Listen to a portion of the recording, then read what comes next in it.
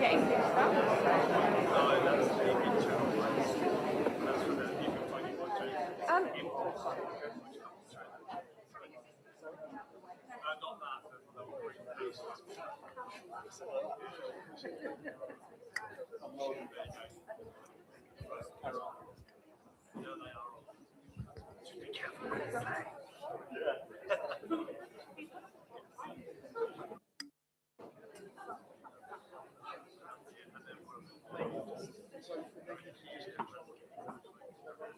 Sorry, just to make sure I haven't.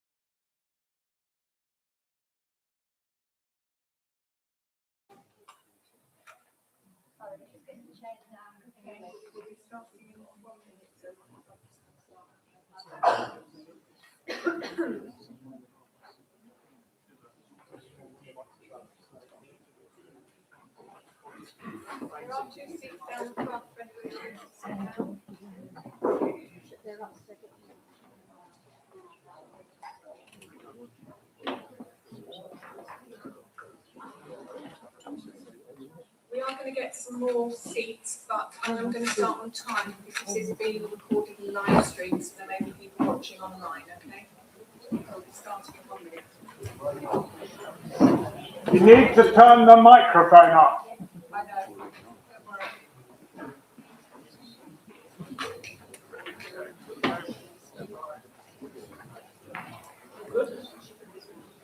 Yeah.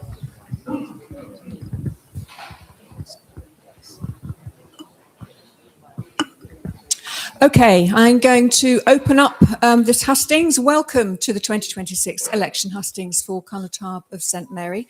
I'd like to make you aware that this vote is being live streamed to the vote.je YouTube and X accounts, and there will be recordings of this hustings, if you miss anything, being uploaded to both the vote.je website and to YouTube. Now, I'm sure you're all aware that you can only vote for one candidate, but we have 3 candidates who have put themselves forward for this role this evening. In alphabetical order, your candidates are Mark Anthony Baker, Ivor Barrett, and David Johnson. The candidates have agreed that they will speak and answer questions in alphabetical order, with each candidate taking in turns to answer first. We'll start with a short speech from each candidate, which will be followed by questions from you, the audience. These will all be strictly timed in the interest of fairness, and candidates will have 1.5 minutes in which to answer questions. But we're not going to waste any more time. I'm going to kick off with the speeches, which will be 5 minutes maximum. And I'm going to start, first of all, by asking Mark Anthony Baker, please, to give your speech. Good evening, everybody. I had a 7-minute speech. I have to cram it into 5 minutes now, so if I close off quite abruptly, please forgive me. Good evening. Let me begin with a simple but important question. What kind of parish do you really want? And what kind of St Mary's do we want to hand over to the next generation? Because this isn't just an election, it's a defining moment.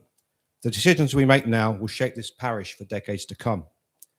St Mary's not just where I live, it's part of who I am. My family's roots here stretch back centuries.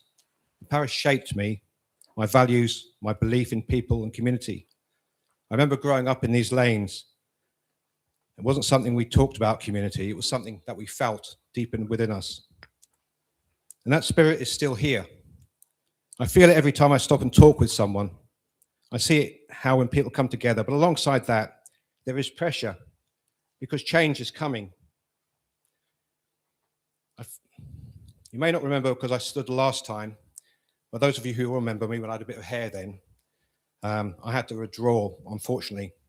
Between my wife and I, we lost 3 brothers, a sister and a father. And I was diagnosed with a cancer coming on in my throat 2 weeks before the election, which is why I had to cancel last time. So I just wanted everybody to understand that, just in case you think what happens if he quits again. Not because I wanted to, because I had no choice. But now I'm fully committed and completely ready for the challenge. For over a decade, I've spoken about the challenges Jersey faces: housing, population, the erosion of what makes island life special. But there comes a moment when you have to stop talking and step forward. Right now, too many young people with parish connections cannot afford to buy or stay in St Mary's, or the island for that matter. That's not just a housing issue, that's an erosion of community. Children raised here, families rooted here, are being pushed out. I don't want to see Jersey just to belong in the memories of our young. That would be a tragedy. By working towards affordable homes for first-time buyers with parish connections and creating suitable retirement homes so older parishioners can downsize with dignity, if they so wish, we can get that balance right and keep our communities together. Connection has always mattered to me. In 2004, along with my family, we opened St Mary's Youth Club because I believe that every child should have the opportunity to experience the excitement that a youth club creates. My daughter Chloe raised every penny needed to make it happen by giving a speech to a grants committee, and together we built one of the most successful youth clubs in the island. Because when people feel connected, they thrive. That same belief drives me now. I want a parish where the elderly feel supported, where the vulnerable are not forgotten, and where our volunteers, the backbone of the parish, are recognised and supported. And it's not just words. For 13 years, I've organised Santa's Bikers, which started out as a small event, which became one of Jersey's most loved Christmas events, which supports Jersey Variety Club and Jersey Cancer Relief. I'm currently talking to the vicar to try and organise some community events to get the parish together, because there's lots of community events that people put on, which tend to focus on individual areas. The things I wanted to do were to get everybody the opportunity to get together. Things like a picnic on the rectory lawn and an outdoor carol service to begin with. I'd also work closely with our police and the honorary police to improve safety and support recruitment, because safety is not optional, and neither is our beloved honorary system. It's fundamental to our island life. And we must protect what cannot be replaced: our green fields, our open spaces, our identity. These are under real pressure. The government says it's all because of an aging population, but I think the fact that they've blown £1 billion on a hospital that now doesn't exist probably has something else to do with it. The aging population get the blame for all their problems, but they were the generations that bankrolled this island for decades. They never took a day off sick and never asked for any benefits. But we cannot ignore the bigger picture either. What happens in the States affects us here in real ways. Population, immigration, cost of living, these are not abstract debates. They are everyday realities. That means a meaningful population policy. maintaining qualification periods, proper vetting, tackling social security. Our income support is now up to £90 million a year. Because if we get this wrong, we don't just have to live with it, we have to deal with it and worry about our children's carrying on what we're afraid to contract now. I bring over 30 years of experience in leadership, communication and strategy, which I've taught to communication corporations globally for over 30 years. Last year, I also worked with the government on improving their Thank you, Mark. I'm afraid that's your communication 5 minutes with the up. people of Jersey. Is that 1 minute or? That's your 5 minutes up. Okay, all right. Thank you. Thank you. Thank you very much. Now, either Barrett, if you'd like to give your speech.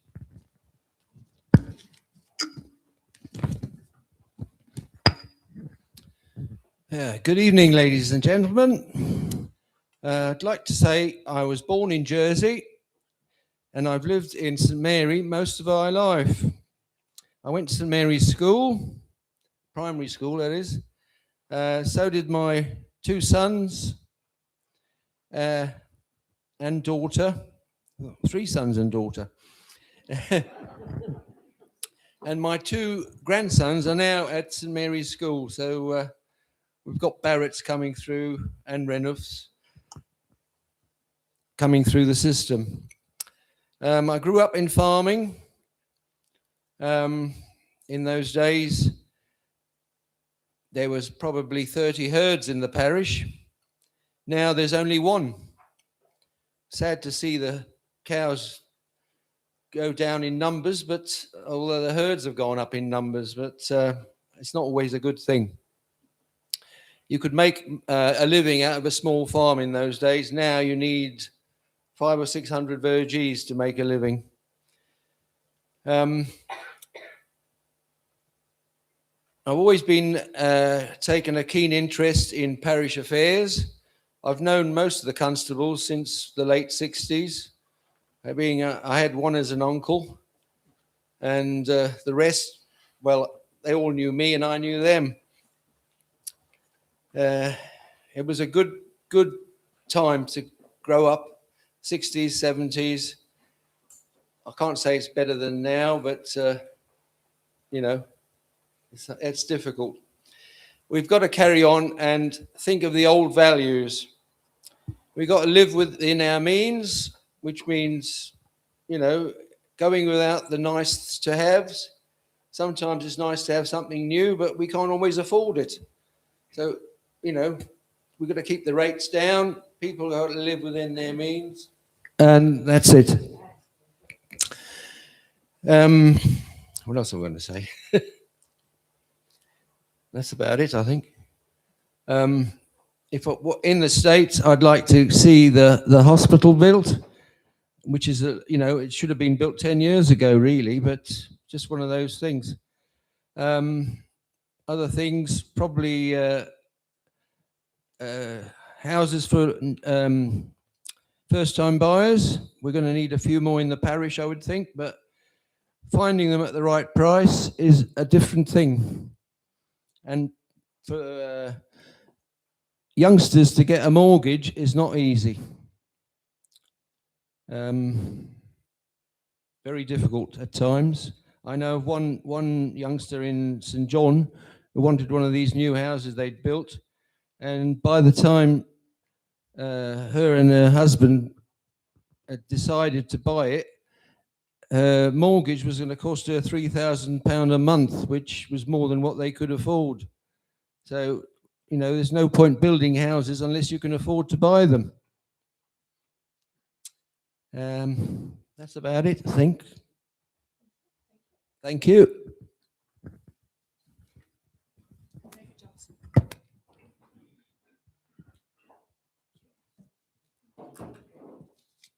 Good evening. Can I add my own welcome to everyone who's come out in this rather damp night? Sorry.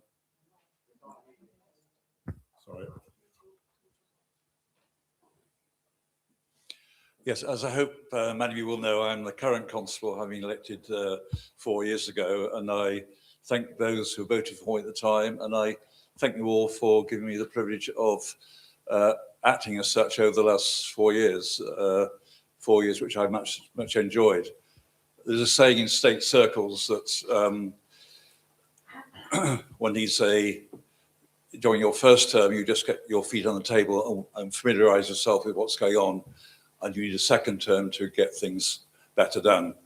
So it's on that basis that I now stand before you and ask if you would kindly give me that second term. As both candidates have already alluded to, the heart of the parish system is the parish system. And if you look at my leaflet, perhaps I'll quote from it now, I give a quote, which is, "The parish system lies at the heart of Jersey's civic, constitutional and community life. The parishes are places of identity, continuity and connection, and they continue to play a vital role in supporting communities across the island." I use that text, not because it's my own, because it isn't, but they are the opening words of a recent report by the review into the connection between the parishes and government. The status of that report is it is out there. It lists a number of areas where we should be looking to modernise and improve, and the next committee, de Connétable, will, as a priority, have to go through that report and give their answers. And it is important because it is not an academic exercise. There are those of us, not those of us, there are those in the States and elsewhere who believe the parish system is outdated and it should fall away, and from that the constables will no longer be in the States. If we are to resist that allegation, it is important that we do look at the problems we have in the parishes, governance of them, matters like coordination between parishes, the funding of certain parish matters by states. All these matters do need to be addressed. And if we don't do that in the next session fully, I fear that further pressure will be on us to remove constables and states, which I suggest is the way the parishes are represented in the states. Which leads me on to the other aspect of states' involvement by constables. The constables themselves account for 25% of the state membership. They are important, not just for own parishes, for bringing the state's views, so parish views, into the states as a whole. I think it's fair to say at the last proposition, where there was a proposition to remove constables, and we have them frequently, great store was placed and a kind reference was made to the value of the constables in the states. Now, if we ought to keep that amongst the independents of members, then constables need to contribute. And during my own time, I have done my best to contribute, not just at parish level, but at states level too, by taking on membership of scrutiny panels and others. It is through that membership, when acquires not affiliation, but understanding with other states members, influence with other states members, and that is the way to get things done in the states. So again, the report as to government and parishes is, I think, important. It will hopefully lead to an improvement and better understanding by the public of what the parish has to offer.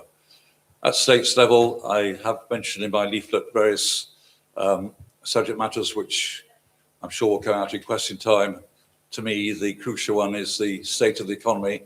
Without that, everything fails. We need to take control of that, reduce expenditure, cut waste, and support those industries, which essentially is the finance industry, to keep things on a proper footing. So with that, I will leave some other points to be answered, to be the subject of questions from you. Thank you for listening. Thank you, David Johnson. And can I ask all candidates to, when we go to question time, to hold the microphone up to your mouths a bit better so that everybody can hear at the back? We'll do that in a second. Would it help also? Okay, well, thank you to all of our candidates for giving us their speeches. It's now time for questions, which is the point where you will get involved in this one. A microphone is going to be handed around. There's a lady in blue, Annie, at the back, who will be handing around the microphone. As soon as you have asked your question, please hand it back to Annie. Questions must be brief. Anything that will go on too long, I will have to curtail you, because obviously we really need to make sure that we get through everybody's questions here in the room. No offensive questions, I don't need to say that, I'm sure. You'll be asked to stop or leave the room if that does happen. And your questions must be able to be answered by every candidate. So there can't be a question which is aimed just at one candidate. It must be able to be aimed at all three candidates and answerable by all three. I will take one question from each person who wishes to ask one, up until our finishing time of 9 p.m. And if we get the opportunity, you can have a second question once we've been round everybody a first time. And the candidates will answer for 1.5 minutes. Okay. And we will again be strict on timing. So who has the first question? Hand straight up here, Annie. Gentleman in the blue navy cardigan.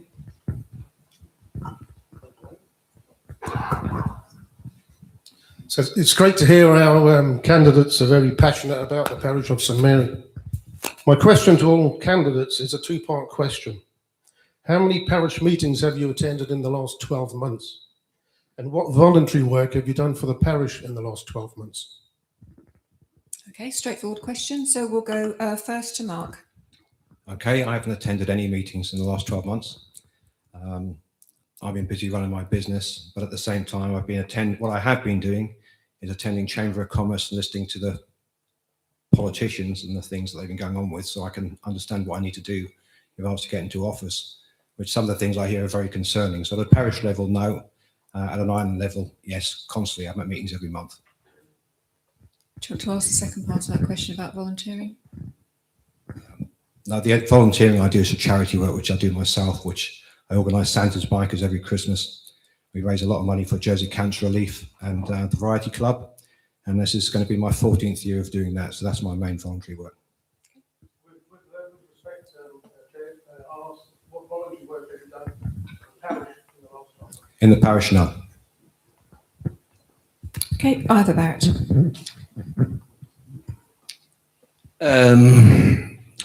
The meetings I've attended last year, I think I would have probably missed 2, possibly 3 out of the whole lot, for probably being away.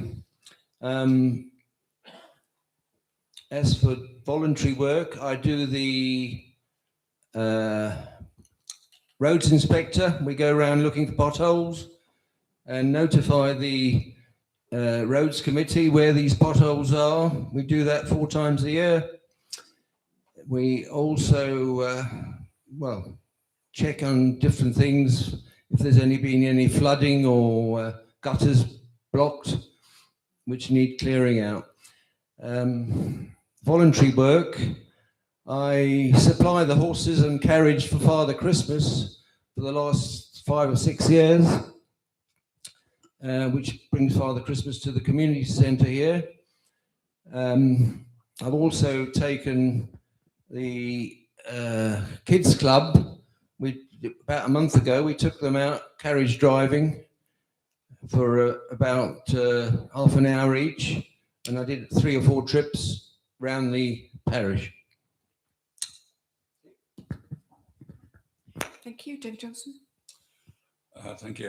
I like the first part of the question. It's, of course, like I've chaired every parish assembly during the past year or so, so all of them have when it was. The second part, as you will know, I can't pretend I've done charitable events, except that, to take a leaf out of Ivor's book, yes, I obviously am a member of the Rose Committee and things like that, and our numerous committees done in my capacity as Constable. Whether that is voluntary or obligatory, I don't know, but I leave it at that. Thank you. Okay. Next question. Got a gentleman here at the front.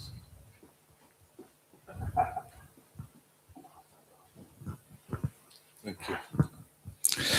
I strongly believe that the young people of this beautiful island represent its future. We frequently, as we have tonight, hear about our ageing population, but unless we address the challenge of making Jersey a more attractive and affordable place for our young people, they will continue to leave the island. So I would like to ask the candidates, do you think we should introduce incentives aimed at encouraging young people to remain on the island? And if so, what kind of incentives do you believe would be most effective? Okay, so incentives for young people to stay, to Ivor Barrett, and what do you think would be most effective? Well, I think the states should be sponsoring youngsters to get a trade. There's not enough plumbers, electricians, that sort of trade.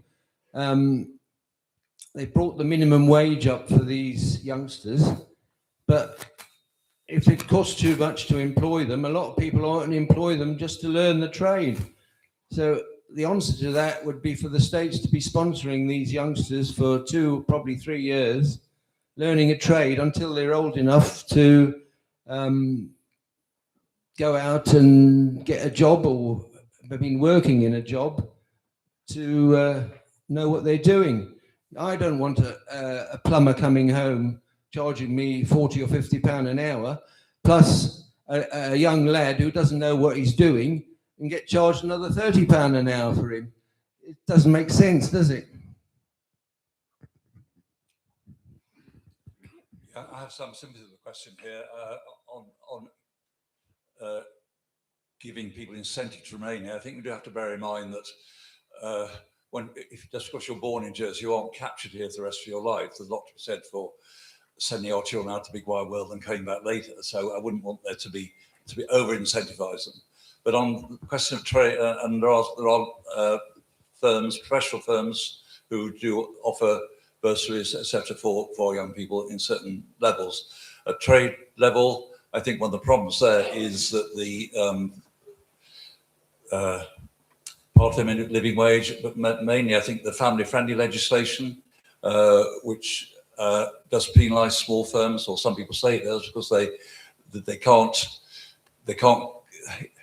keep a job open for someone else if they go away and come back, and that does disincentivises tradespeople from taking on stuff. I think that a lot of people actually prefer to be a sole trader than anything else. But I think, yes, there's merit in your suggesting that I think ports of Jersey, for instance, that do take on apprentices. I think that should be a better system to encourage small traders to take on other people. Okay, thank you. Yeah, Mark. And this is actually one of the main points of my manifesto, and I actually brought it up 8 years ago.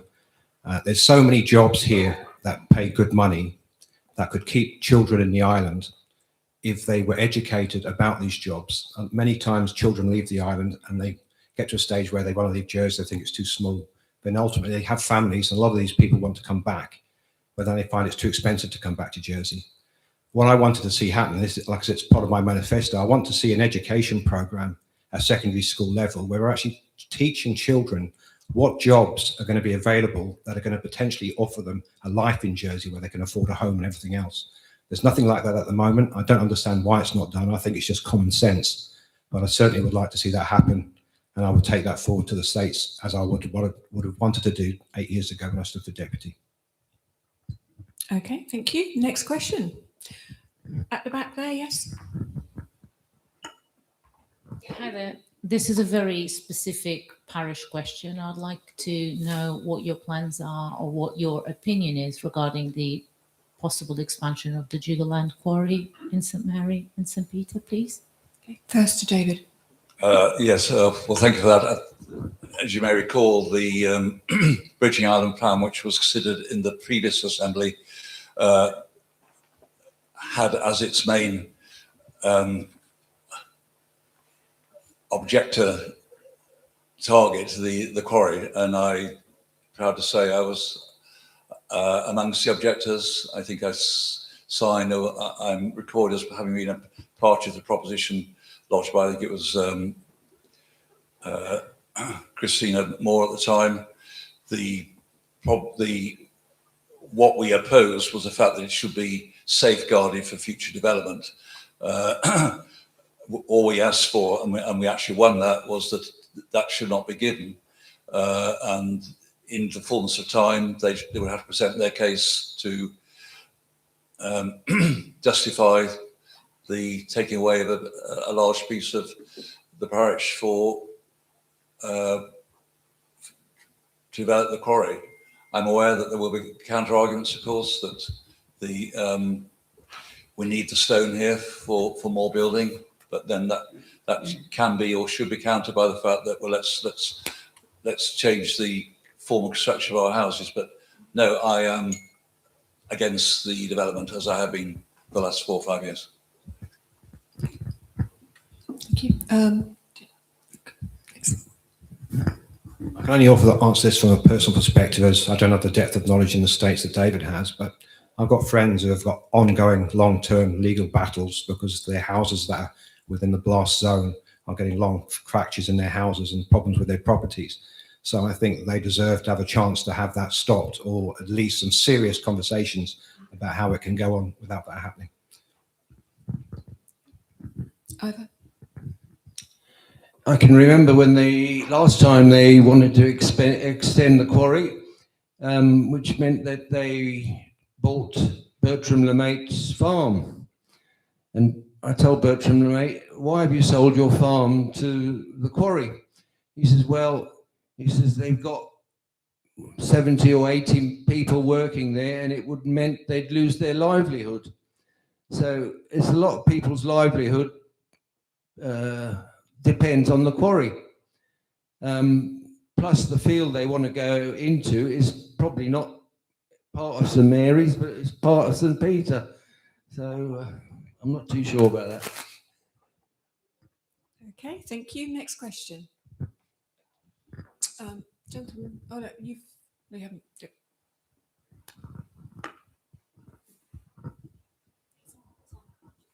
It's on to speak. In light of the parish of St Mary's has got the dearest rates, what are your proposals to bring these rates down? Okay, straightforward rates, Mark. Okay, the issue of bringing rates down isn't really a simple one for anybody. It's down to expenses. So it's really down to how we manage our expenses and the kind of expenses we have in the parish. I mean, it's very easily for the rates to go up. You know, if we have some kind of work, we could have anything that could happen, like a sinkhole or something. There's not, you can't just say, I'm going to bring the rates down, because it's situation driven. So we have to go with the situation that we face as a parish.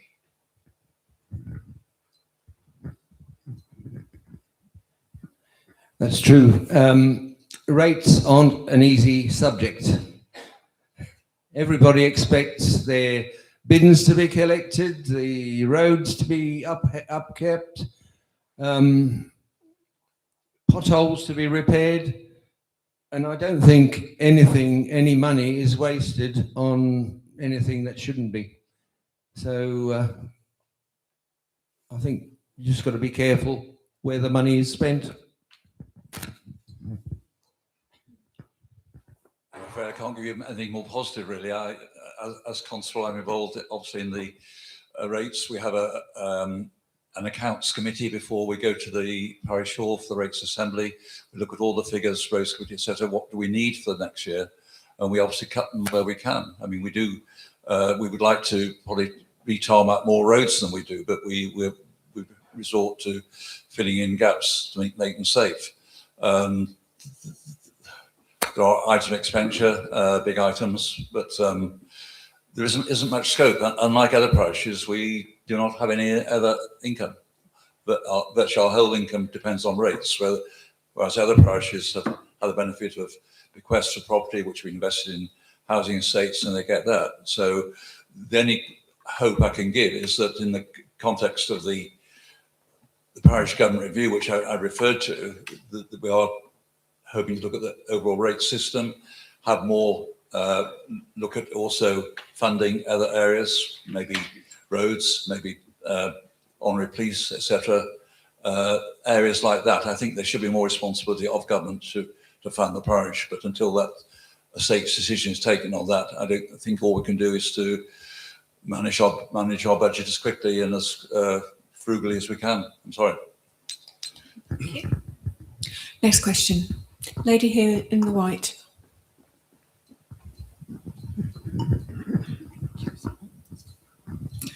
A more general question. Most candidates are talking about cutting expenditure. Now, reducing expenditure means cutting services. Which services would you be prepared to cut? Could you name them, please? Okay, straightforward. That goes to you first, Ivor. Which services would you cut if you were going to cut expenditure? Well, that's rather a difficult one. Nobody wants the services cut.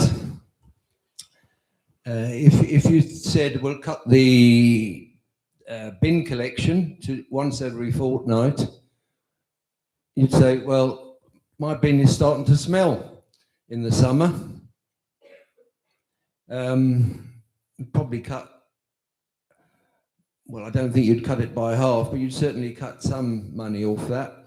Otherwise, it's not an easy thing to cut expenses.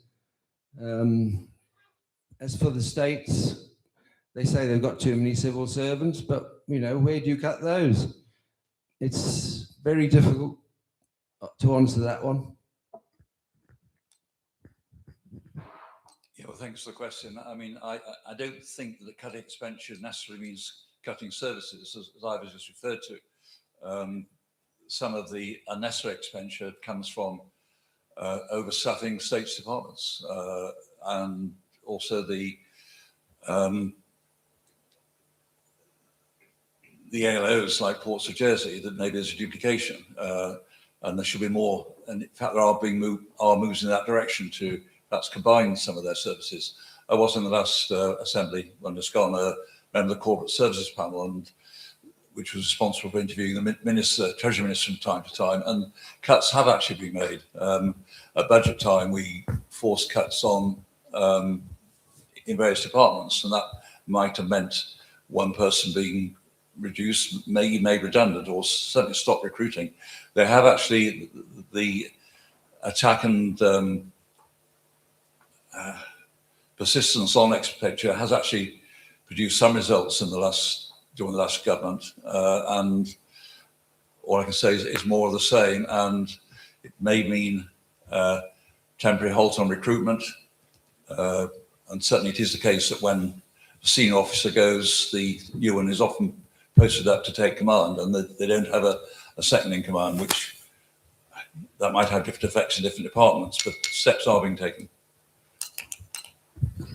Finally, Mark. Sorry. I don't think we should be focusing on cutting services. I think we should be cutting down on government wastage, and then you don't have to cut down any public services at all. I mean, the obvious one is the hospital. £250 million was spent on nothing, not even a brick. Apart from that, there was really, it's cost us £1 billion, because had the hospital been built when it was supposed to be built, it would cost substantially less money than it is going to now. When they were talking about this 10, 12 years ago, they were building a super hospital in Liverpool for 333 million. And the quote for Jersey was double that. I don't know why, but it was. But the cost of building since COVID has gone up 70%. So if it's going to cost, if it's £1 billion hospital, it's now going to cost £1.7 billion, plus the 250 million, which was squandered on nothing. So you ended up with double the bill. You could do an awful lot with £1 billion. So it's this ridiculous amount of wastage from the states that hemorrhages money faster than Niagara Falls ditches water. So it's a government spending issue that's the biggest problem. You can't fund services without money, and we're losing money hand over fist with the way the government's being run at the moment. Okay, next question. Gentleman here in the white shirt.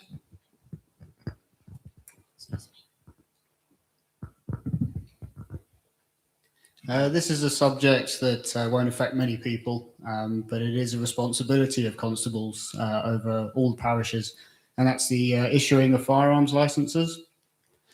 Recently, or in the not near future, there was a constable who said they weren't happy with the responsibility of issuing the firearms certificates, and they'd rather the state's police took over the whole system. What are your thoughts on that, please? Okay, David. Yeah, well, that's been a moving target in a way. I think at the beginning of the last assembly, the Home Secretary, the Home Affairs Minister was intended to bring in legislation. Then that was following a changeover in government, that was put aside. And during the last 2 or 3 years, it's carried on much before. I interviewed a person only last week for firearms license, appropriate form, small number of rounds of ammunition, member of a gun club, referee was a official at the gun club, and I saw no problem in doing that. I think most constables, adopt that fairly sensible approach. There certainly has been a move to reduce the number of rounds held by any one firearms holder. That's sensible, and also I think to remove perhaps the number of weapons they keep or firearms they keep unnecessarily. But I think as it stands, I know there are, I've seen other candidates' manifestos, there are plans to bring it into perhaps a central government register. We do at the moment liaise very much with the central registry, but I think at the moment I'm quite happy to carry on with the present situation involving who does checks at the home of the owner where the firearms is kept to make sure it's safe, and the interview. So for me, I'm content. Thank you. As we are. I think on the license of guns, the obvious answer I think would probably be a lot simpler and easier to centralise it. That said, if the constables are happy to continue doing that, I mean, you've got 12 constables with probably different degrees of understanding of what it takes to issue a firearms license. So centralising it would be the simple thing, but I think as long as the constables are happy to do it, they should carry on doing it. Well, I think the constables should carry on doing it. The constables know a lot of people in their parish. If there's somebody with a tendency to fly off the handle, then obviously you wouldn't approve the license. As far as having ammunition at home, you should be allowed to keep a certain amount of ammunition. You're allowed a knife. Are they going to start licensing knives? Or you've got a car, you can kill somebody with a car just as well as you can kill somebody with a gun.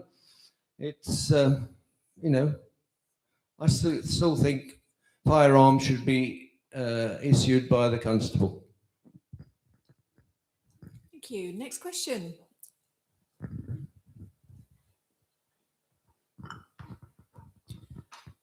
The parish has been subject recently to 2 planning applications by Jersey Electricity for ground-mounted solar panels. One was successful and was granted at Rue d'Olive and has now been built. The second was Champ Vert, which was 8 fields, 50 verges, as I'm sure you're very aware, which is just behind us. What are the candidates' positions on ground-mounted solar on green agricultural fields? Okay, straightforward question. Personally, I'm not in favour of that. I was delighted with the one in the parish was recently turned down. I think they actually look grotesque. I think there's alternative options, and probably similar for you on wind farms as well. But I was very happy personally when the last one was turned down.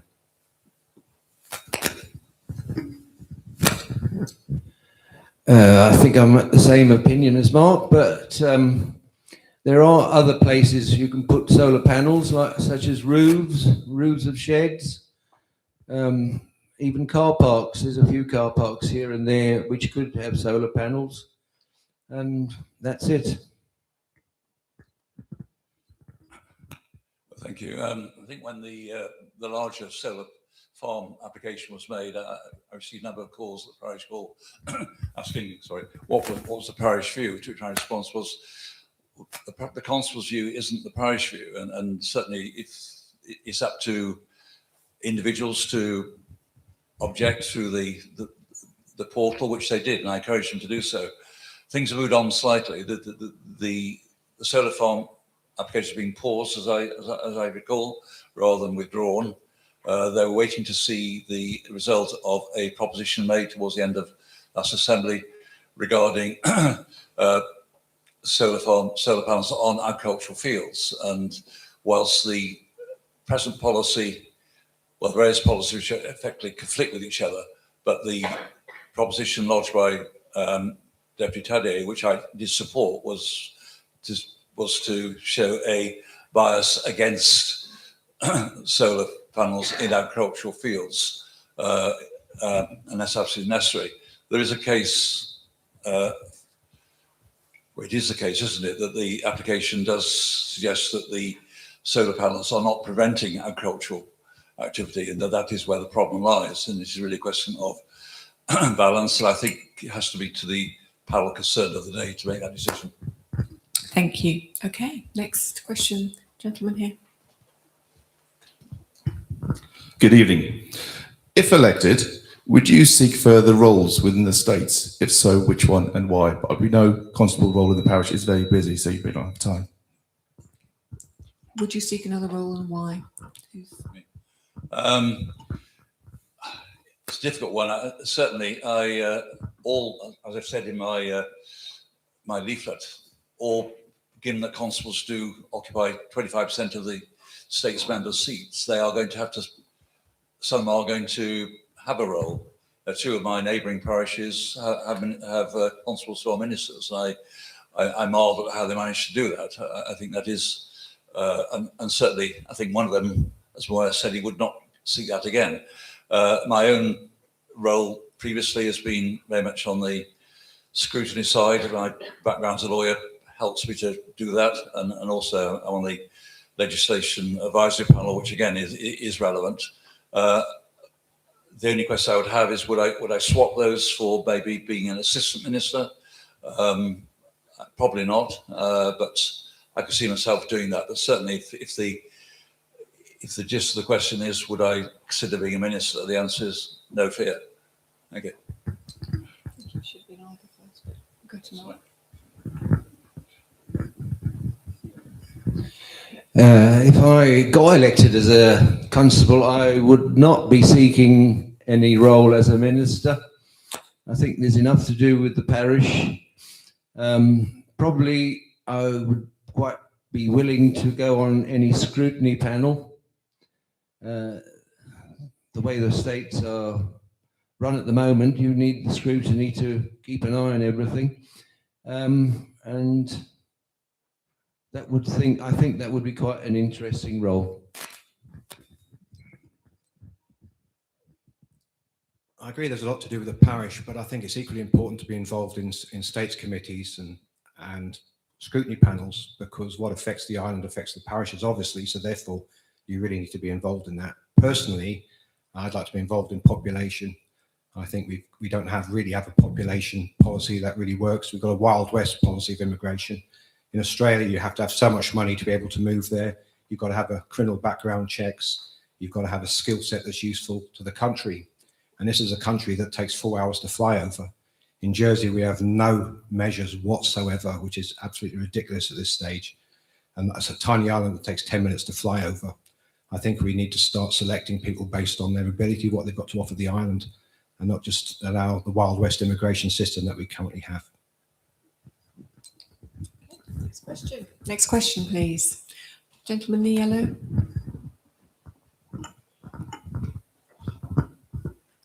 Good evening.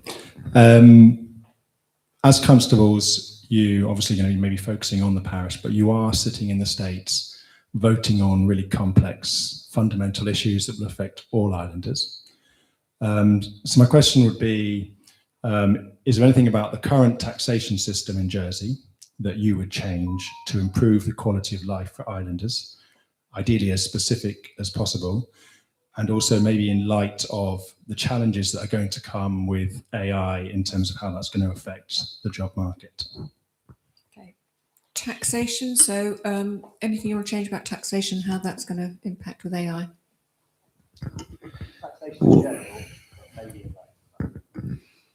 Well, with AI, we probably need less civil servants. So there'd be a saving there. Taxation, we all think we are paying too much tax, but are we? You know, if you were living in the UK, you'd be paying a lot more. So all I can say is I think we're pretty well off as we are, but obviously if we can make economies on different things, we might be able to lower the tax.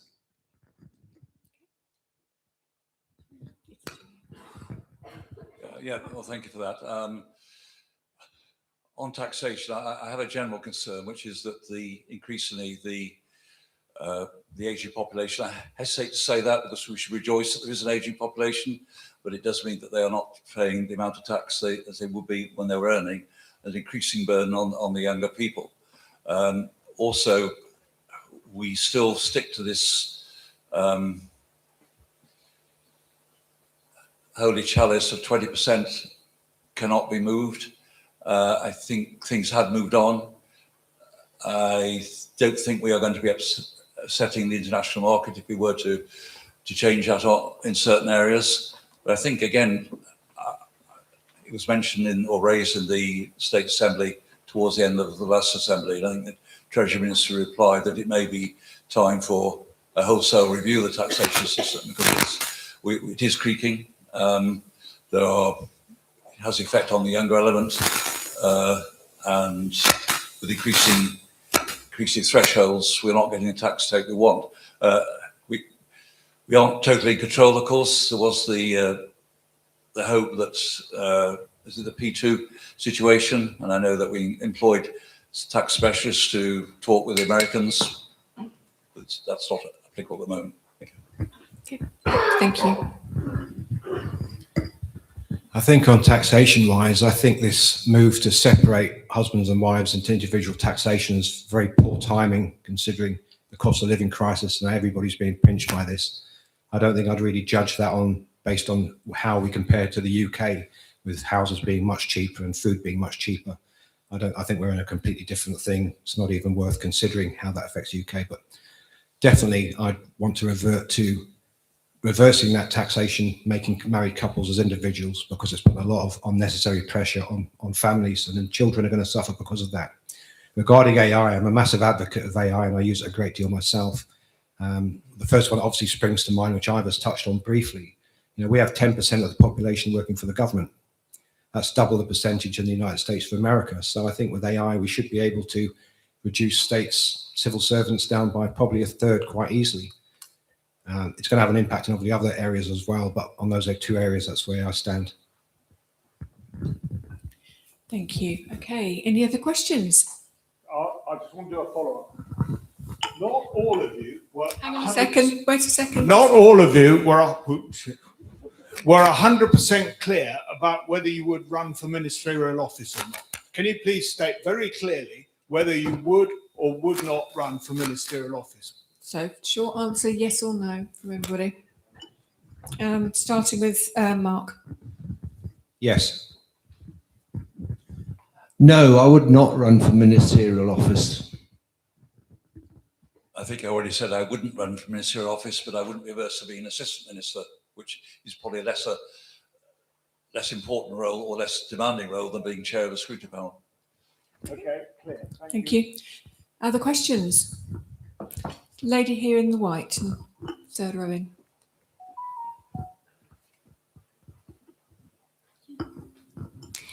How do the candidates feel about on June the 7th, we also have an election for deputy. Do they think that a constable should just be a constable and that the deputy of each parish would represent the parishioners with close liaison with a constable? Because in the last government, we had 3 deputies and they did have workshops or whatever you want to call them, or pop-ins, but they do not actually know the parishioners as a person who's actually living in the parish would know them. I know St Mary is only a small parish, but do you feel that having the deputy representing the parish that they live in would be more beneficial to the parishioners? So should deputies standing represent the parish? Is that what you're asking? Represent the parish instead of the constable. Okay. What shall we ask of that one? Because obviously the deputies are all candidates have all been called now. So.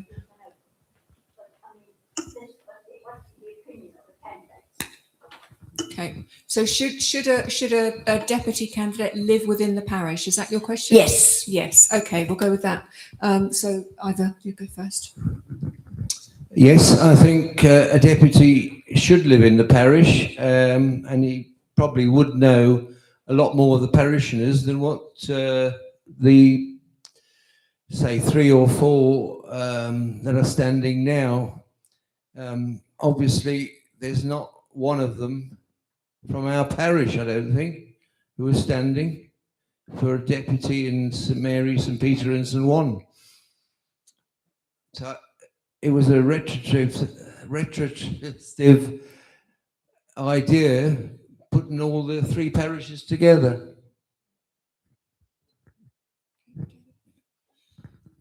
Well, thanks for the question. I mean, I have to remind you, I was deputy of St Mary for 2 terms before I became constable. So in a sense, I'm bound to say I enjoyed that. I had a direct contact with the parishioners as against that.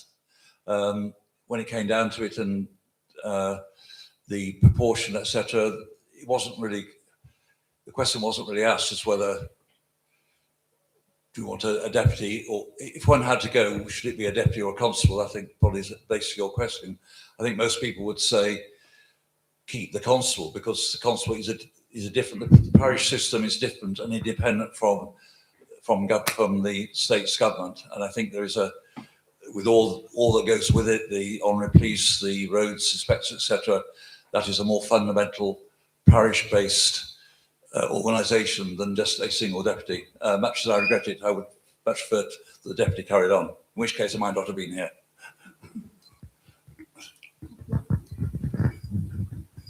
I think one of the ways it's fallen down a little bit since we've gone to these super districts is that, the last election for this term, St Mary's hasn't had a direct representative. And it shouldn't make any difference because the deputies are getting elected for the 3 areas. But it does feel like St Mary's has been a little bit neglected over the last term. And then going forward into the next one, we haven't got a deputy that's actually living in the parish either. So I think it does have an impact to some respect. I mean, the deputy is the parish voice in the states as well as the constable is, but more so. So I think we do miss out on the way it's been structured going forward. Okay, thank you. Any other questions?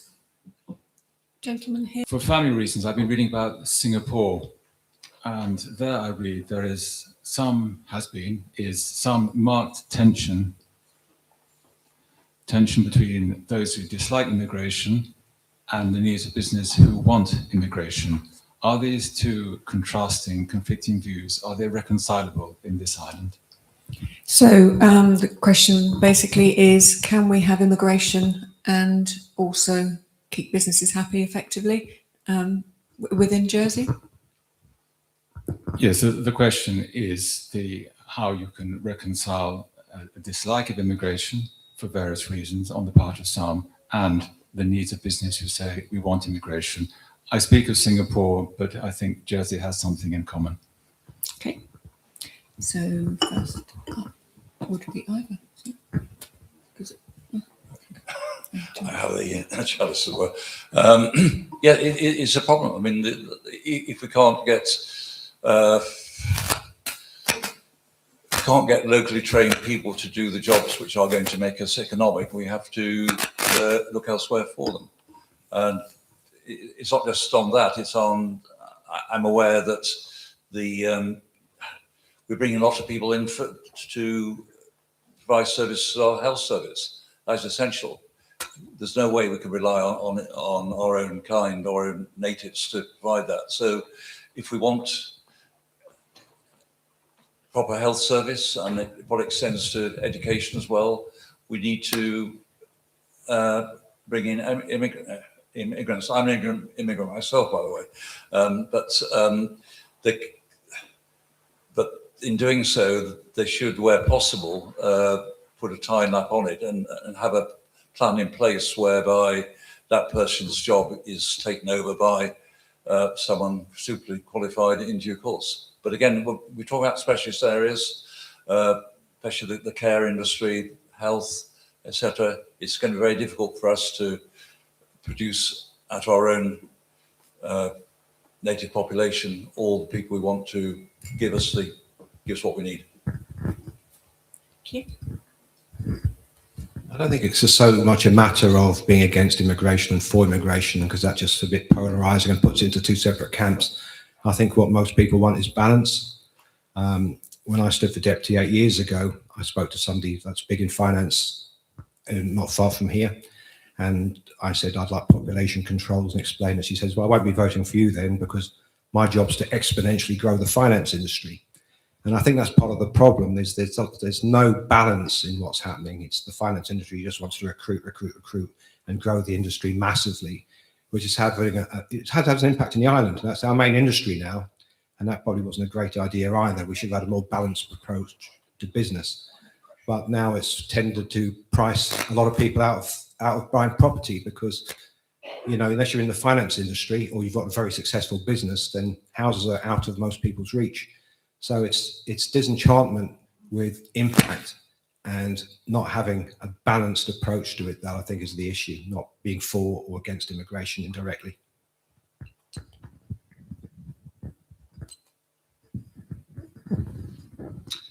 I think you do need a small amount of immigration. I know in the care industry, there's a lot of care homes short of carers. Now, we're all going to get old. Do we want to live on our own and care for ourselves? Most people, when they get later in life, suffer from some ailment and need to be cared for.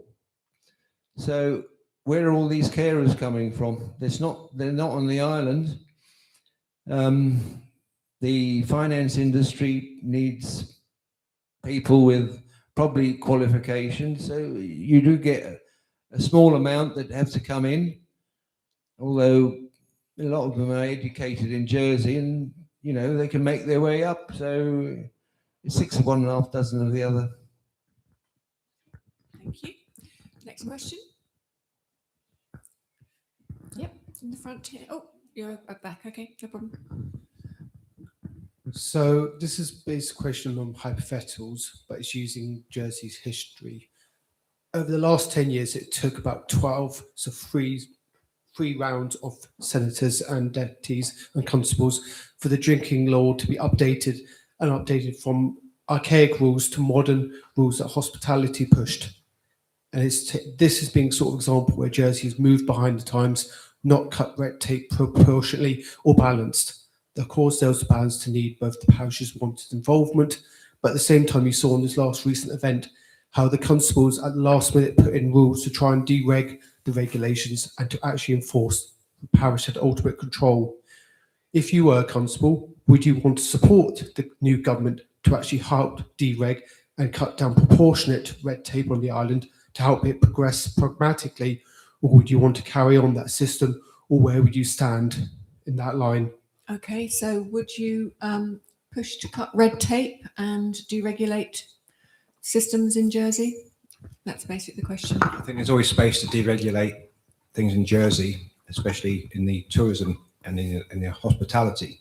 I think probably one of the biggest problems as well in the, as far as bars concerned, is the price of alcohol, which has got really disproportionately high, with £6.60 a pint now. It's most people, you see the pubs haven't got that much people in them, so it would be useful to do anything, because I think we're going to see a lot of pubs start closing down if we don't do something about it. So we definitely need to take a stance on deregulation to some degree. Yeah, I do think the licensing industry has been over-regulated. It needs something to give it a kick back into gear.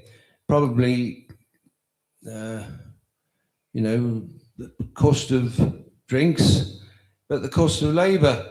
You know, pubs and bars have got to employ people. They've got to pay the going rate. So, you know, everybody needs to make a bit of money. So how do you do that? Probably a bit of deregulation would help. If I understood you correctly, if your basic point was about the licensing law, that has now been, well, it wasn't, okay. But generally speaking, yes, I support deregulation where we can. The problem we have, of course, is that and I think in fact the Treasury Minister or External Relations Minister with responsibility for financial services has made that one of his pledges. And certainly I would support that. The problem, of course, is that we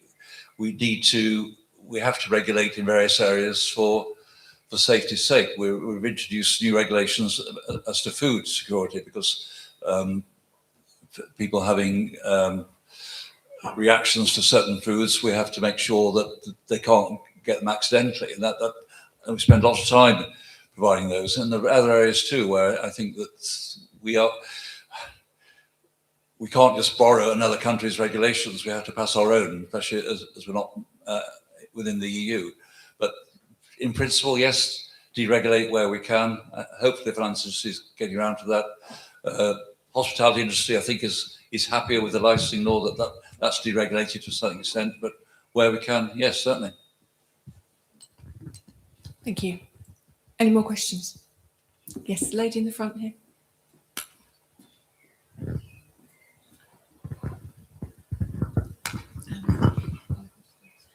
This is a very, very important question. Young couples can just about afford nursery fees. Is there any way we could go on the French system where the states could pay towards their nursery fees? As young couples are finding it so difficult to pay their mortgage, to pay their tax, and to have a happy life. And it would help young couples, which now is happening. Divorce is so prevalent. What is your opinion? Okay, so would you encourage the state to pay towards nursery fees? Of course, the last States Assembly, they did bring in some fee payments. Well, I don't know a lot about this, but obviously some sort of help for nursery fees could be included, or it has been included, is it? I'm not too sure. No?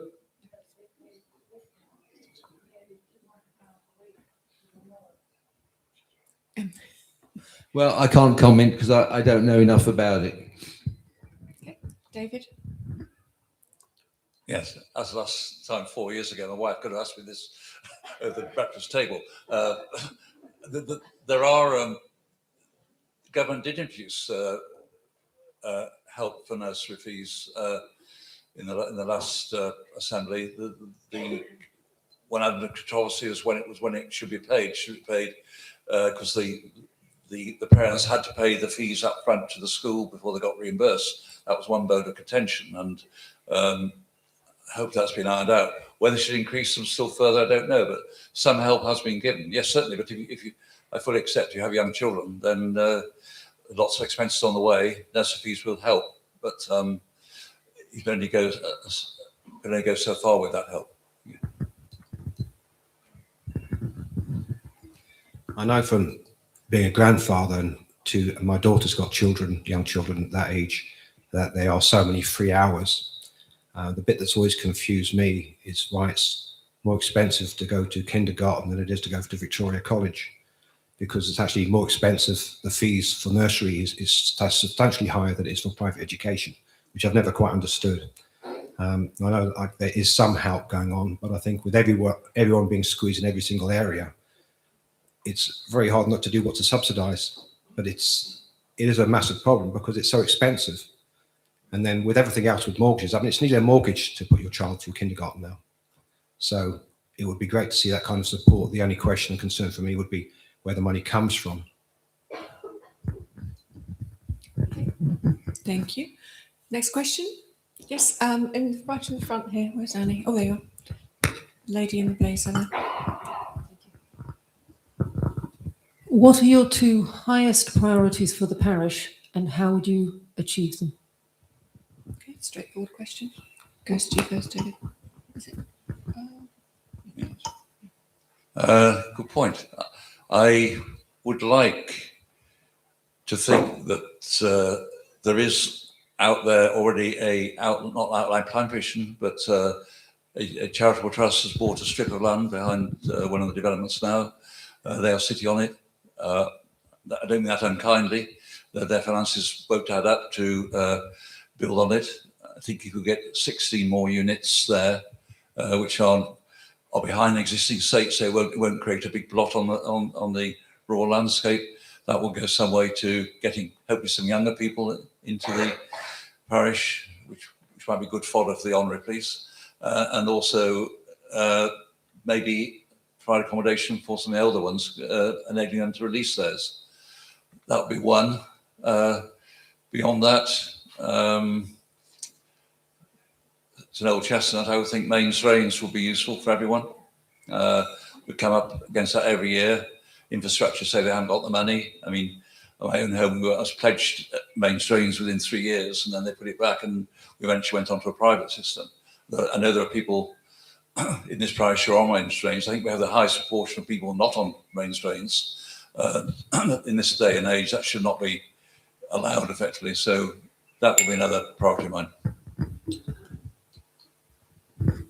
As I said before, when I briefly outlined my manifesto, one of my big issues is that I'm very concerned about is creating affordable houses for people with parish connections. I think it's very important to have that. Otherwise, we're going to lose those children. As I said, I don't want Jersey to be a memory to our young people. So that's one of my main focuses. I think we've got scope to build a small first-time buyer scheme. The second part is the honorary service, the honorary police, because we've got so few people doing so much work. I think they're drastically overstretched. I think the recruitment terms of how long they've got to sign on for is distracting to people. I think it needs to be reworked.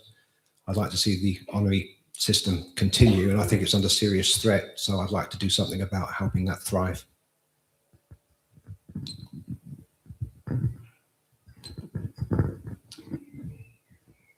Yes, I certainly think that a small development for first-time buyers would be in order, as long as they got roots with the parish. I don't know if we've got a list of anybody after a house. No? Definitely, there are areas which you could build 6, 8 houses, but building them at a reasonable rate is another question. The other thing is, I'd like to see all the potholes filled up. Thank you. Any other questions?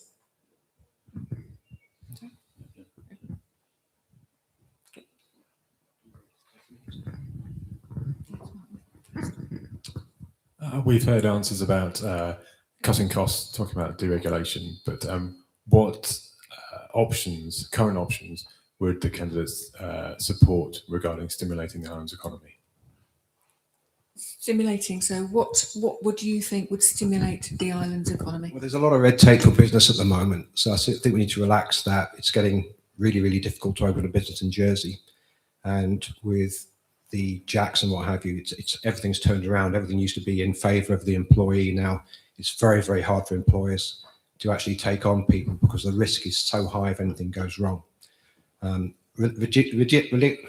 Relaxing red tape on many things, making it easier.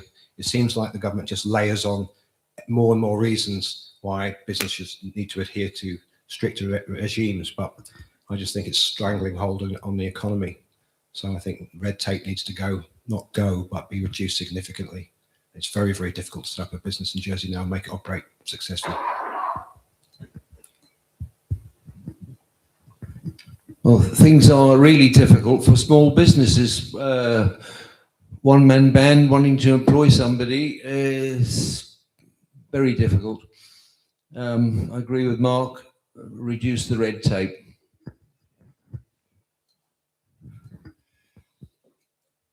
I wish I had the answer, the short answer.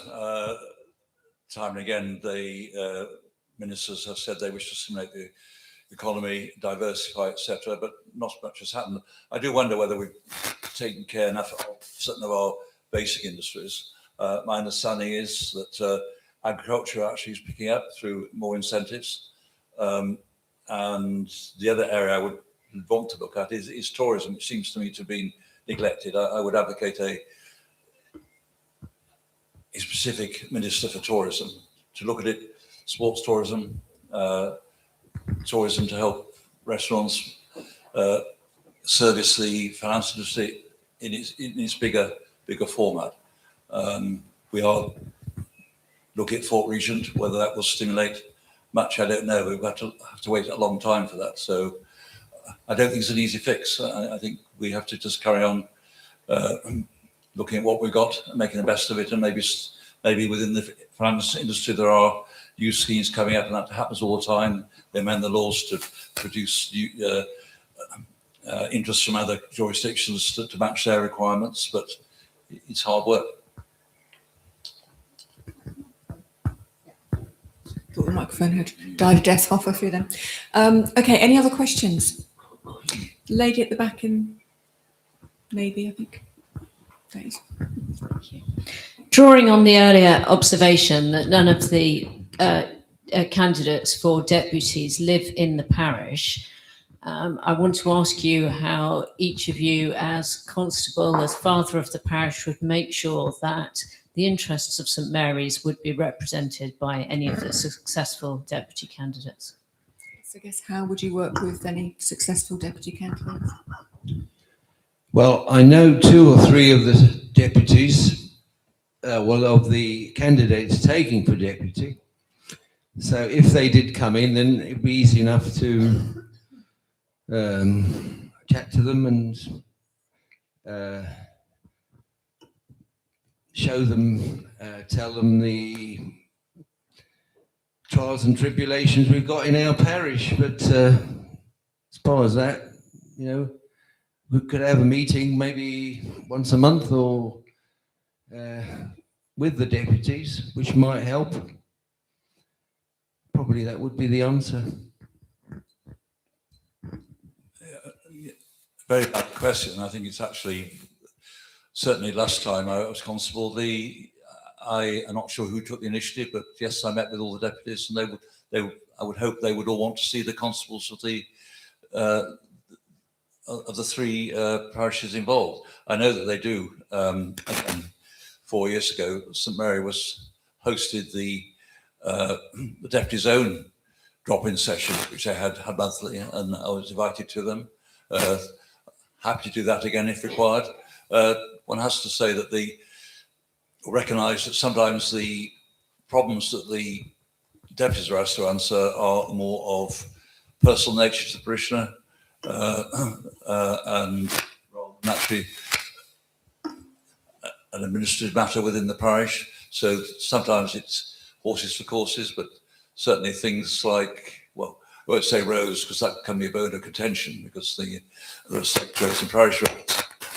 But certainly, yes, meeting the deputies straight off, more or less, and regularly thereafter will be the answer. There's actually a couple of new deputy candidates in the run, and I spoke to them extensively at the candidate fair last week. And we discussed this very issue. And I said that we felt a little bit neglected in St Mary's during this term. And we'd agreed that we'd all get together and discuss that and unify the 3 parishes properly. And I'm quite confident that they'll follow through on that. And that's exactly what we need to do. Okay, thank you. Next question, lady dead ahead with pink. Just following on from the reference to the deputies' monthly meetings in rotating around the 3 parishes, as constable, would you be willing to have a monthly open session in the evening where parishioners can come to you with their requests for help or support? Because at the moment, yes, you can come to the parish hall, but if you're working full time, you can't get there. So would you hold a monthly drop-in session for parishioners? Yeah, when I was deputy, I tried to instigate that on, I think it was a Wednesday evening at the parish hall. Late on, virtually no one came, and I think other parishes had a similar situation. But certainly, I'm more than happy to do that as constable now. If outside my normal hours, whatever they are, I'm very happy to meet parishioners outside hours to discuss their particular grievances, and hopefully, maybe some of you have that experience of me, as it were. Thank you.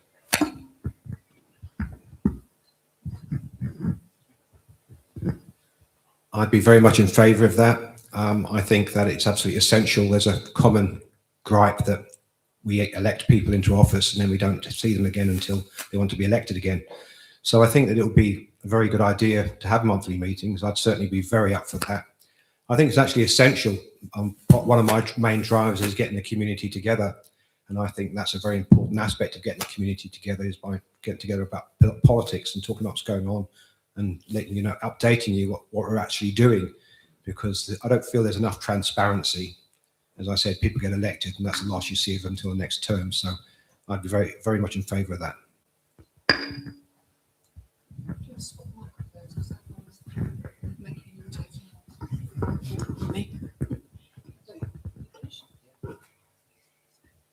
Okay, next question. Next question. Okay, gentleman here.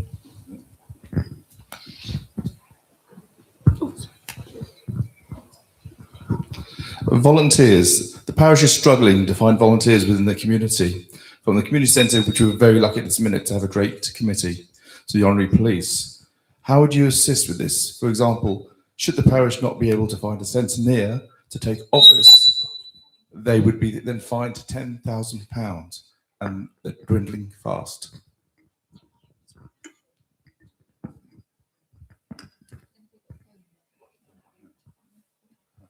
So the question is how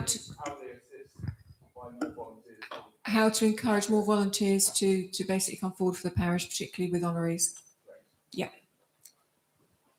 Well, thank you for the question.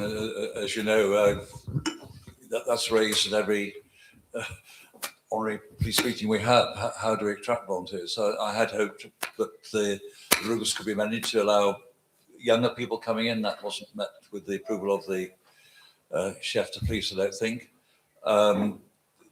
Certainly, St Mary is at a disadvantage in the sense that the people who tend to come to parish are new people, are of the older persuasion, as it were. And it is a fact at the moment that unlike the old days when perhaps there was a greater farming community and ours were more flexible, with many people in office hours and working extra hours, young families, they simply don't think they have the time to do it. I don't know about just getting them from the parish. I'd like to think maybe this we could encourage greater cooperation as between the parishes, so that perhaps one parish could borrow those from another. But until we get a changing dynamics in the parish, I'm not sure there is an easy solution, I'm afraid.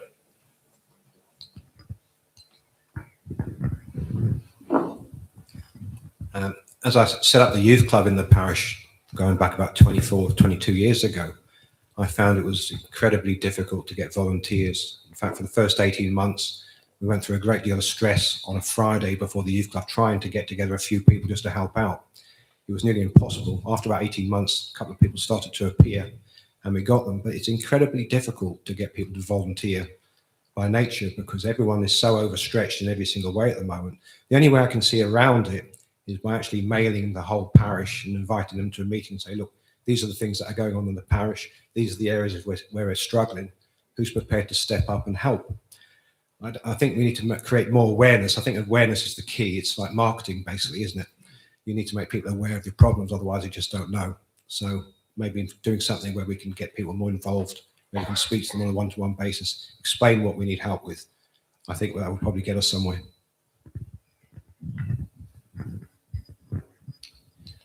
That's a difficult question to answer again.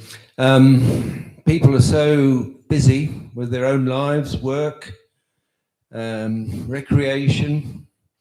A lot of people have got their own hobbies, and to fit in an extra bit of volunteering is not the easiest thing. You'll always get somebody to come and help and volunteer, but probably not the right person, or maybe not the amount you want. Very difficult. Thank you. Next question. This is your one and only chance to talk to all three candidates and find out what you need to know before you put your vote in. No more questions? Are you sure? This is the last chance. Oh, yeah, we got one. Yes, we have another hand.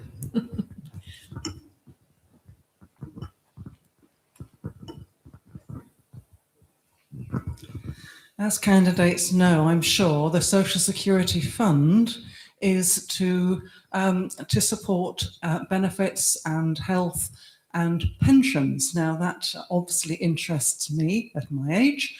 The states have used the Social Security Fund to dip into in recent years, and since COVID, they haven't contributed at all.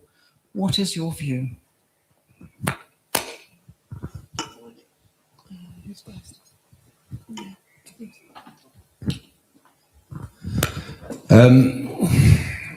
Well, obviously they should not have done that, but you know, I wasn't in the States.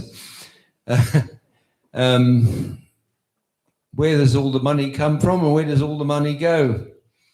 We're all getting older. We all need a pension or an old age pension. It was probably the wrong thing to dip into the Social Security Fund.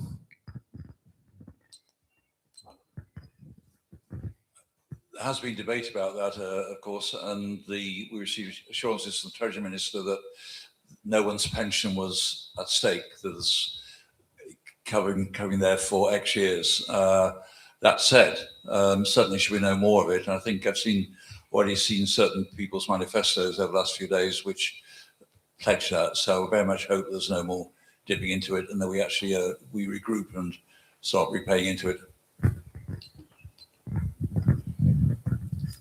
Personally, I think it's very hard to imagine that it's not going to affect people's pensions if the money's being taken out of it. It's got to come from somewhere, and if it's being taken from there, how can it not affect people's pensions? I think the way it's a solution to that is we're hemorrhaging money from lots of different areas. As I said briefly before, income support alone is up to £90 million a year now. Now, going back 10, 12 years ago, welfare was handed out by constables and it was vetted on a monthly basis. It was a fraction of what it is today. People who tend to be on income support tend to be on it long term, whereas a much shorter term thing. So they're paying out so much money. I think they need to rein all of that in. There's a lot of social security abuse going on. And I said, they got that in hand to start with. One of the things I wanted to do was do a social security task force on fraud, because it's so big. There's people that don't even live here anymore that are still claiming benefits. It's ridiculous. And that's a lot of money. And if they just dealt with these issues, then you wouldn't need to go dipping into funds where you have no right going into them in the first place. Thank you. Any other questions? Gentleman here in the middle.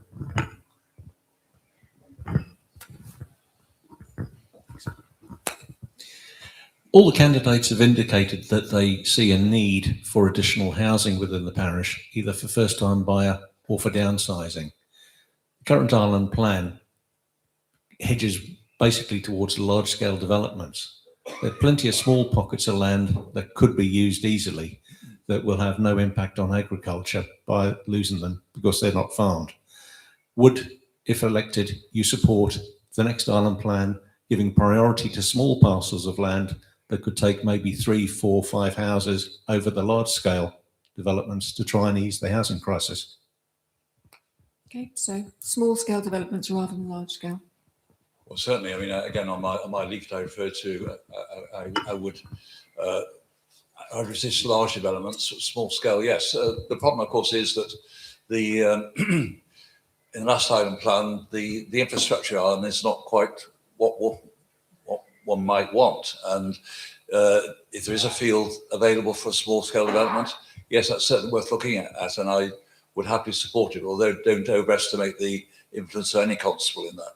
But the question then is whether the infrastructure is there. One aspect was kicked out of the Bridge Island plan because the drains weren't in place. And as I said before, we've got a lack of main drains, so that is going to be a barrier to further development. But in principle, yes, if there's a field which is perhaps not of good agricultural use and could be converted into a small estate without jeopardising the overall ambiance of the place, yes, I'd be happy to consider that.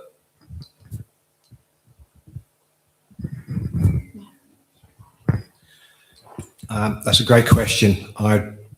Personally, it's something I'm very passionate about, young people from the parish having houses, and I think small pockets of land would be the best way to go forward.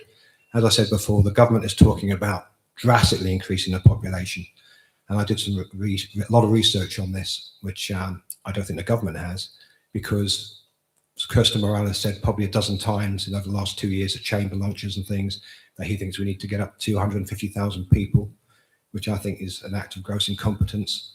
I did a great deal of research on this. That would put, just with an average household of 3 people, that would put another 23,000 cars on the road.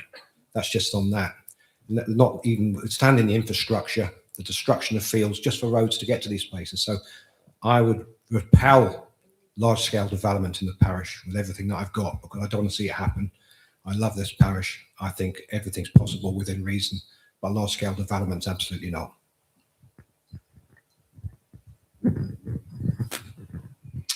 I think there is 2 or 3 areas for development on a small scale, but not on a large scale. So yes, I would approve. I would look at small scale development along the way. Okay, thank you. Other questions? You can have a second question now if you've already asked a question. Yep, towards the back here. It's very nice to see that we've got 3 candidates standing for the post of constable in this parish. We've heard questions asked about how difficult it is to get people to volunteer to take on posts within the parishes, like centenniers and constables' officers and everything else.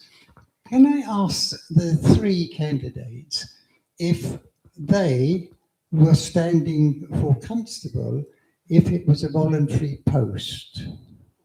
So would you stand for constable if it was voluntary, not paid? Goes first to Mark.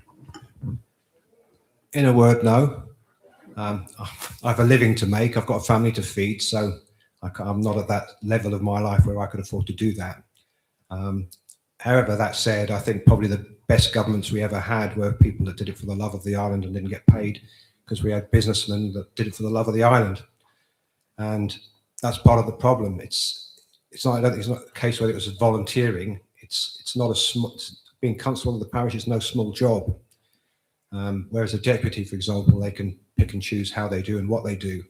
A constable's on call all the time. So I think it's a deserving of an income. So I wouldn't do it for nothing, but I certainly think it's worth paying a constable.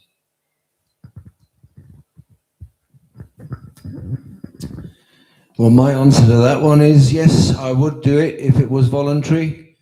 I only intend to do it for 1 term, and I'm doing it for the love of the parish, really. I've lived here all my life. Yeah, my answer to is yes, I would.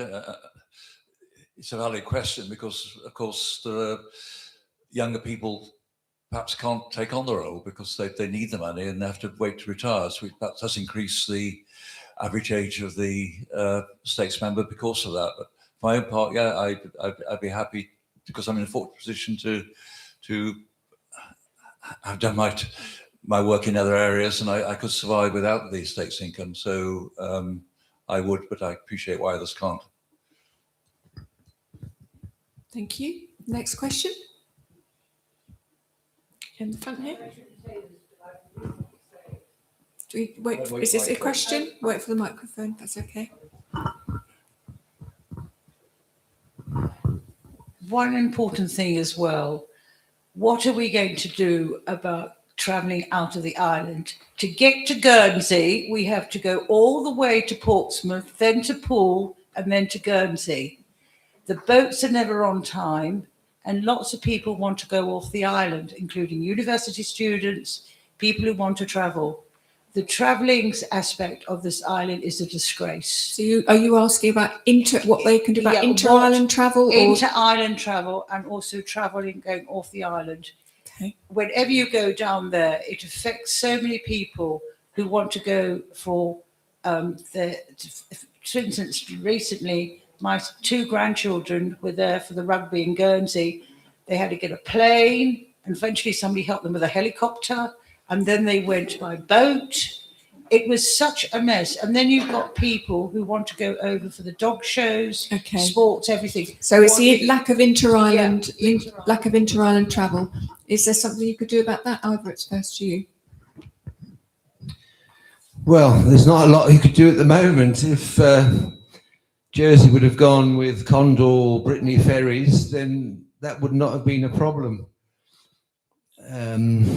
There is a passenger ferry that comes every day or every other day, I'm not sure, from Guernsey to Jersey and Jersey to Guernsey. It's not a car ferry, no.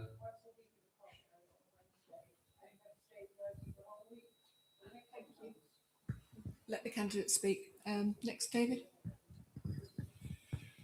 Yeah, I mean, I remember the debate in the Assembly about the favoured operator, and the Minister was concentrating very much on the freight.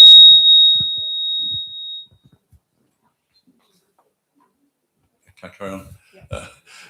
Freight, and I did ask him a question about the inter-island, and he said basically that was going to be looked at as a separate matter later, and that there I think is the source of the problem. Well, one source of the problem. I mean, I have sympathy if there's meant to be a joint tender, and the other party to the joint tender decided unilaterally to decide on a different operator, then we were in a mess. But generally speaking, we are where we are. I agree the inter-island ferry service is not good. It needs to be made good, especially for sporting fixtures and others too. And I think it would stimulate both islands if they could agree on something. But I think Guernsey must also come to the table because they don't seem to be over cooperative in our approaches.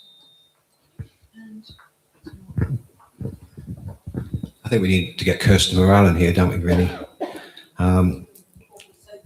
Yeah, it's a bit laughable what's happened with travel in Jersey, because I can remember 20, 30 years ago, we used to have Condor hydrofoils zipping around the islands twice a day. We had 30,000 less people. So we've got such a big audience, customer base now. Sorry about this.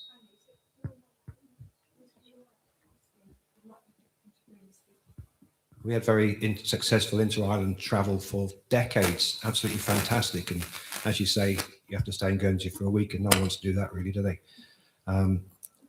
Something's got to be done seriously about this, because it's the whole DFDS contract has been a farce so far. It hasn't really worked. Two providers for the islands is insane. It should be just one provider. So there's no easy answer to that. I mean, it's very easy for me from the outside to talk about it. I mean, David probably knows a little bit more about it being in the States, but it's appalling, and something's got to be done about it. I don't see what, because we've tied up for a 20-year contract, and I imagine Guernsey's done the same. So we're not going to be able to join anything in the middle till a lot of us won't even be here by the time this gets straightened out, I don't believe. Thank you. Next question. Any other questions? Otherwise, we'll wrap up. Yep, question over here.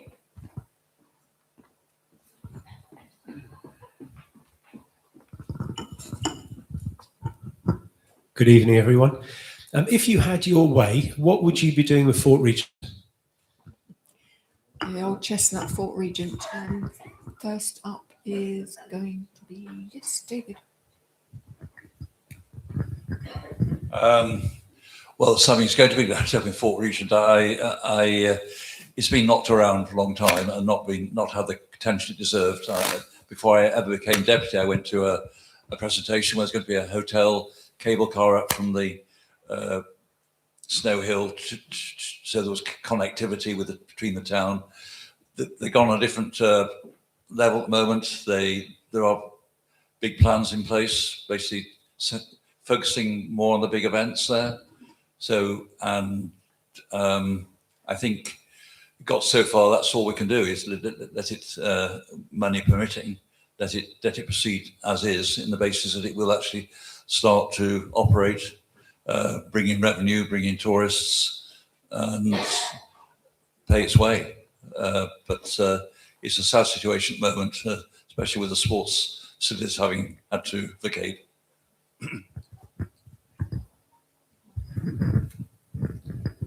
I think we're so fortunate to have Port Region, and it's such a shame that it's so underutilised. There are cities in the UK that don't have venues in Port Region. What I would do with it, I'd make it a conference centre, for venues, for music, for concerts. There's so much, everything like that that could be done there, I'd do with it, because that's what needs to happen up there. It's such a waste of space at the moment, and it would be fantastic as a concert venue, conference venue. Seminar industry is massive. We could be running seminars from up there. It's very hard to get decent seminar venues in the island. There's only about 2 or 3 hotels. Conference centre and concerts would be my primary thing.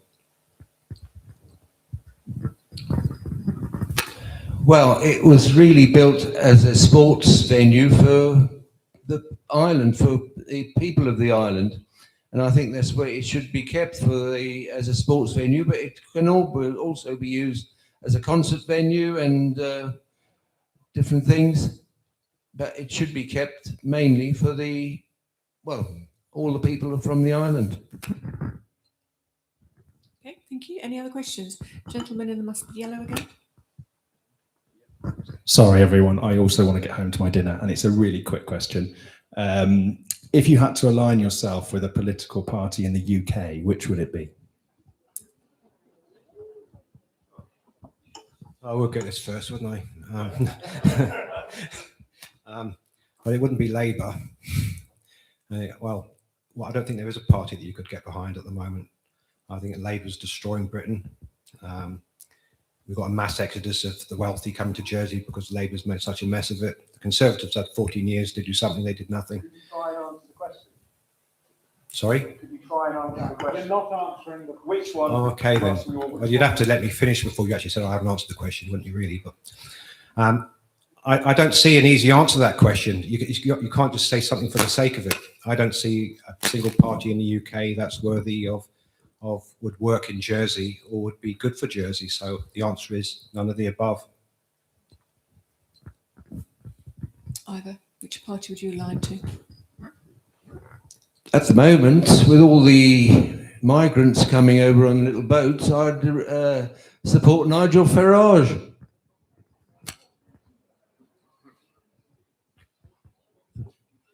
Again, I'm in Mark's camp, really. I think I would,